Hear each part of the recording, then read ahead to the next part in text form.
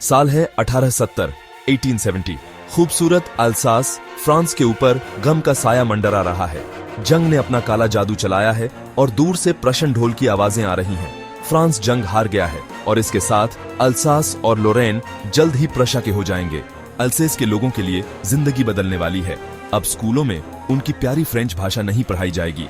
उनके बच्चे जीतने वालों की भाषा बोलते हुए बड़े होंगे। यह खबर आग की तरह छोटे छोटे गांवों और कस्बों में फैल जाती है। जिंदगी की रफ्तार बदल जाती है और हर तरफ डर और अनिश्चितता का माहौल है। फ्रांस अल्सेस का एक छोटा लड़का अपनी मस्ती और स्कूल के काम से भागने के लिए जाना जाता है, खासकर फ्रेंच के लेसन से। उसे खुले मैदानों में खेलना और बचपन की खुशियां ज्यादा पसंद है। आज सुबह स्कूल का ख्याल फ्रांस को डरा रहा है। वो सोच रहा है कि स्कूल ही न जाए। धूप वाले दिन का लालच और जंगल में घूमने का मन उसे बहुत लुभा रहा है। उसे क्या पता कि यह आम दिन एक खास सबक बन जाएगा जो उसके दिल पर हमेशा के लिए छप जाएगा। जैसे ही फ्रांस मन मारकर स्कूल जाता है, उसे हवा में एक अजीब सी खामोशी महसूस होती है। गांव की रोज की भागदौड़ की जगह एक अजीब सा सन्नाटा छाया है।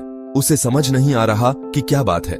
स्कूल पहुंचकर फ्रांस वहां के माहौल को देखकर हैरान रह जाता है। क्लासरूम, जो आमतौर पर बच्चों की बातों से गुलजार रहता है, आज एक अनजानी खामोशी में डूबा हुआ है। सख्त मास्टर एम हेमल भी आज अलग लग रहे हैं। उन्होंने अपने सबसे अच्छे कपड़े पहने हैं और उनके चेहरे पर उदासी छाई हुई है। मे हेमल एक बड़ी घोषणा करते हैं। यह उनका आखिरी फ्रेंच लेसन होगा। अगले दिन से अल्सेस और लोरेन के स्कूलों में सिर्फ जर्मन पढ़ाया जाएगा। उनकी बातें सुनकर क्लासरूम में सन्नाटा छा जाता है। फ्रांस हैरान है। उसे उन सभी बार का पछतावा हो रहा है जब उसने फ्रेंच लेसन्स को नजरअंदाज किया। एम हेमल की आवाज थोड़ी कांपती है जब वो अपनी भाषा की अहमियत के बारे में बताते हैं। वो अपने स्टूडेंट्स से इसे संजोकर रखने का आग्रह करते हैं, क्योंकि यही उनकी पहचान और आजादी की कुंजी है। सेक्शन 5, भाषा की ताकत। फ्रेंच दुनिया की सबसे खूबसूरत भाषा है, एम हेमल कहते हैं। उनकी आवाज में जोश है। वो इसकी सादगी, इसकी खूबसूरती और लोगों को जोड़ने की इसकी ताकत के बारे में बताते हैं। वो अपने स्टूडेंट्स को याद दिलाते हैं कि उनकी भाषा एक अनमोल विरासत है जो पीढ़ी दर पीढ़ी चली आ रही है। यह उनके संस्कृति, उनके इतिहास और उनके अस्तित्व का प्रतीक है। अपनी भाषा खोना, एम हेमल समझाते हैं, खुद का एक हिस्सा खोने जैसा है। यह अपनी जड़ों से कट जाने जैसा है। सेक्शन 6, एक सबक। फ्रांस पहली बार अपनी भाषा की असली कीमत समझता है। वो एम हेमल की हर बात ध्यान से सुनता है। उसका दिल पछतावे और नई समझ से भर जाता है। जैसे ही एम हेमल ब्लैक बोर्ड पर एक आसान सा वाक्य लिखते हैं, वीव ला फ्रांस, फ्रांस जिंदाबाद, फ्रांस के अंदर देशभक्ति की भावना जाग उठती है। वो इस सबक को कभी नहीं भूलने की कसम खाता है।